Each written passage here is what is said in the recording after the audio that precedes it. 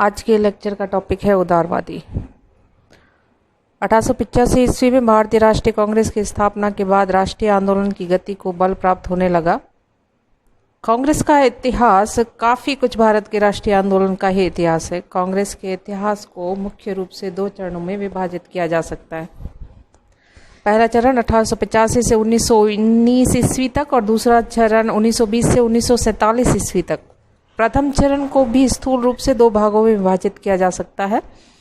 प्रथम 1885 से 1905 ईस्वी तक, जिसका नेतृत्व उदारवादियों के हाथ में रहा, और दूसरा भाग 1905 से 1919 तक का, जिसमें उग्रवादी विचारधारा का दबदबा कांग्रेस पर बना रहा। उदारवादी युग। विचारों की दृष्टि से उदारवाद पाश्चात्य चिंतन की देन है। उदारवाद राजनीतिक व्यवस्था को व्यक्तिवाद पर अवस्थित करता है। प्रत्येक व्यक्ति की नैतिक उपादेयता को उदारवाद ने उभारा है। यूरोप में पुनर्जागरण के समय से यह विचारधारा विद्यमान रही है। उदारवाद विवेक, वैचारिक स्वतंत्रता, सहिष्णुता, प्राकृतिक अधिकार, समानता तथा प्रगति में विश्वास आदि अवधारणाओं पर आधारित है। 1885 से 1905 ईस्वी तक कांग्रेस की बागडोर पूरी तरह से उदारवादियों अथवा नरमपंथियों के हाथों में रही, अतः राष्ट्रीय आंदोलन का यह काल उदारवाद का युग कहलाता है।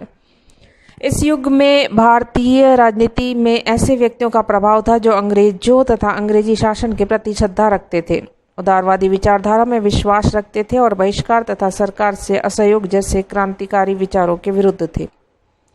वे उच्च शिक्षित वर्ग का प्रतिनिधित्व करते थे। उनका दृष्टिकोण सर्वथा वैधानिक था। वे पूर्णतः राजभक्त थे और उनके हृदय में ब्रिटिश राज के प्रति कृतज्ञता के भाव थे। वे भारत में ब्रिटिश साम्राज्य के अभिशाप नहीं बल्कि वरदान समझते थे।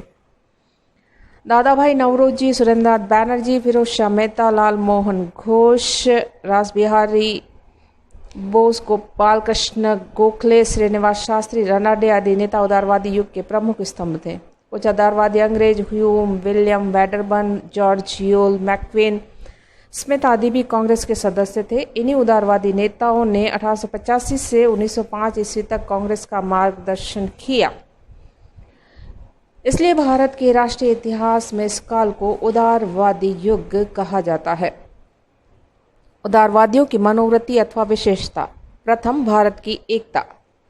सुरेंद्रनाथ बैनर्जी ने कहा था कि एकता के अभाव में भारत अपनी महानता को प्राप्त नहीं कर सकता, इसलिए हमें सर्वप्रथम पूरे भारत को स्नेह के बंधन में बांधना होगा। दादा भाई नौरोजी ने भी इसी बात पर विशेष बल दिया था कि विभिन्न धर्मों को मानने वाले जनता में एकता होनी चाहिए, एक दूसरे के प्रति सहानुभूति होनी चाहिए, तभी हम आगे बढ़ सकेंगे। उदारवादी नेताओं के प्रचार के फलस्वरूप भारत के बुद्धिजीवी वर्ग में एकता की भावना जागृत हुई, विकसित हुई, और जिसके फलस्वरूप विभिन्न धर्मों एवं व्यवसायों में लगे लोग राष्ट्रीय कांग्रेस के झंडे तले एकत्रित हुए और राष्ट्रीय आंदोलन को मुख्य धारा के साथ जोड़ने लगे। यह उदारवादियों की एक बहुत बड़ी उपलब्धि थी। सेकंड पॉइंट है ब्रिटिश शासन के प्रति भक्ति भावना। कांग्रेस के उदारवादी नेता ब्रिटिश शासन के समर्थक एवं प्रशंसक थे। वे असहयोग या क्रांतिकारी विचारों के विरोधी थे। उदारवादियों को ब्रिटिश जनतंत्रीय व्यवस्था में असीम आस्था थी। उनका मानना था कि ब्रिटिश शासन ने ही भारत को आधुनिक सभ्यता के मार्ग पर अग्रसर किया, स्वतंत्रता की भावना उत्पन्न की, राष्ट्रीय चेतना को जन्म दिया और देश की जनता को एक सूत्र में बांधने का काम किया। दादा भाई नौरोजी की धारणा थी कि अंग्रेजों का शासन भारत के चहुमुखी विकास के लिए दैविक वरदान का कार्य करेगा। उनका तो यहाँ तक कहना था कि अंग्रेजों का उस समय तक भारत में बने रहना आवश्यक है जब तक कि भारतीयों को वे स्वावलंबी बनाने संबंधी अपना न्यायशीलता का उद्देश्य पूरा नहीं कर लेते। थर्ड पॉइंट है क्रमिक सुधारों के पक्ष में। उदारवादी नेता रूढ़िवादी थे और वे देश की शासन व्यवस्था में क्रांतिकारी परिवर्तनों के विरोधी थे। उनका कहना था कि भारत में सुधार कार्य एक साथ संभव नहीं है, इसलिए वे क्रमिक सुधारों में विश्वास करते थे। वे चाहते थे कि राजनीतिक व प्रशासकीय क्षेत्र में धीरे धीरे सुधार लाया जाए। वे भारतीय प्रशासन में भारतीय जनता के प्रवेश मात्र से संतुष्ट थे तथा सरकार में जनता का समुचित भाग चाहते थे। वे व्यावहारिक सुधारवादी थे, इसलिए बालू की रेत का महल नहीं बनाना चाहते थे। सुरेंद्रनाथ बैनर्जी भी ब्रिटेन के मार्गदर्शन में भारत की प्रगति का स्वप्न देखते थे। भारत में राजनीतिक सुधारों की मांग प्रस्तुत करना तथा अंग्रेजी शासन से प्रार्थना एवं याचिका के माध्यम से नवीन सुधारों को लागू करवाना उनका उद्देश्य रहा।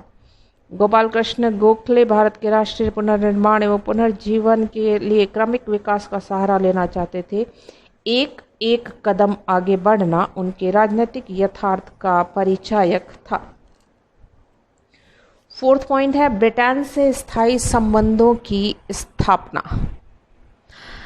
श्रीमती एनी बेसेंट ने कहा था कि इस काल के नेता अपने को ब्रिटिश प्रजा मानने में गौरव का अनुभव करते थे। गोपाल कृष्ण गोखले ने भी कहा था कि हमारा भाग्य अंग्रेजों के साथ जुड़ा हुआ है, चाहे वह अच्छे के लिए हो अथवा बुरे के लिए। इसी प्रकार दादा भाई नौरोजी ने भी कहा था कि कांग्रेस ब्रिटिश सरकार के विरुद्ध विद्रोह करने वाली संस्था नहीं है, बल्कि वह तो ब्रिटिश सरकार की नींव को दृढ़ करना चाहती है। बंगाल विभाजन के फलस्वरूप प्रारंभ हुए स्वदेशी आंदोलन का उदारवादियों ने केवल आर्थिक दृष्टि से ही समर्थन किया था, न कि राजनीतिक शस्त्र के रूप में। सुरेंद्रनाथ बैनर्जी ने कहा था कि स्वदेशी आंदोलन का आधार देश प्रेम था, न कि विदेशियों के प्रति घृणा। स्वदेशी का उद्देश्य आदर्श विद्या, कला और उद्योग के देश से बाहर निकालना नहीं है, बल्कि वह उन्हें राष्ट्रीय पद्धति में समाविष्ट करने पर जोर देता है। 5th पॉइंट है अंग्रेजों की न्यायप्रियता में विश्वास। अंग्रेजों को संसार का सर्वाधिक ईमानदार, शक्ति संपन्न और प्रजातंत्रवादी समझा जाता था तथा यह विश्वास किया जाता था कि वे भारत में भी प्रजातांत्रिक संस्थाओं का विकास करेंगे। उदारवादियों का यह भी विश्वास था कि यदि ब्रिटेन की संसद और जनता को भारतीय समस्याओं से अवगत कराया जाए तो वे निश्चित रूप से उनमें सुधार के लिए कदम उठाएंगे। और इस संदर्भ में सुरेंद्रनाथ बैनर्जी ने कहा था कि अंग्रेजों के न्याय, बुद्धि और दया भावना में हमारी दृढ़ आस्था है। संसार की इस महानतम प्रतिनिधि सभा, संसदों की जननी ब्रिटिश कॉमन सभा के प्रति हमारे हृदय में असीम श्रद्धा है। अंग्रेज स्वेच्छा से भारत से चले जाएंगे। 6th पॉइंट आता है ब्रिटिश साम्राज्य के अंतर्गत स्वशासन।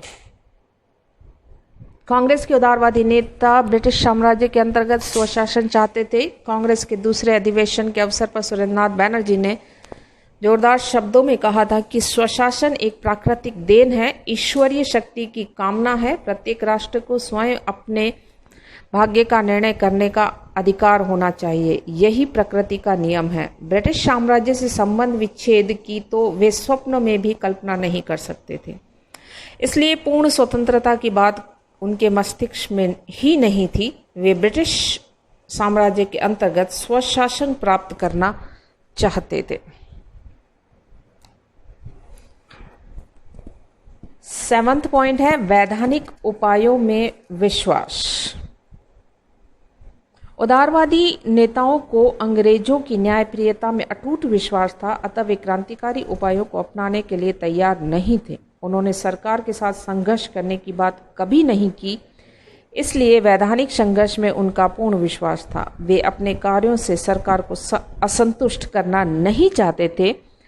हिंसात्मक एवं क्रांतिकारी उपाय तो उनके मस्तिष्क में कभी नहीं आए, इसलिए उन्होंने प्रार्थना पत्रों, याचिकाओं, समरण पत्रों और प्रतिनिधि मंडलों द्वारा सरकार से अपनी न्यायोचित मांगों को मानने का आग्रह किया। अनेक विद्वानों का मानना है कि इस समय कांग्रेस की नीति प्रार्थना करने की थी, अपनी मांगों के लिए संघर्ष करने की नहीं। इसी रीति नीति को कुछ लोगों ने राजनीतिक भिक्षावृत्ति कहकर संबोधित किया था।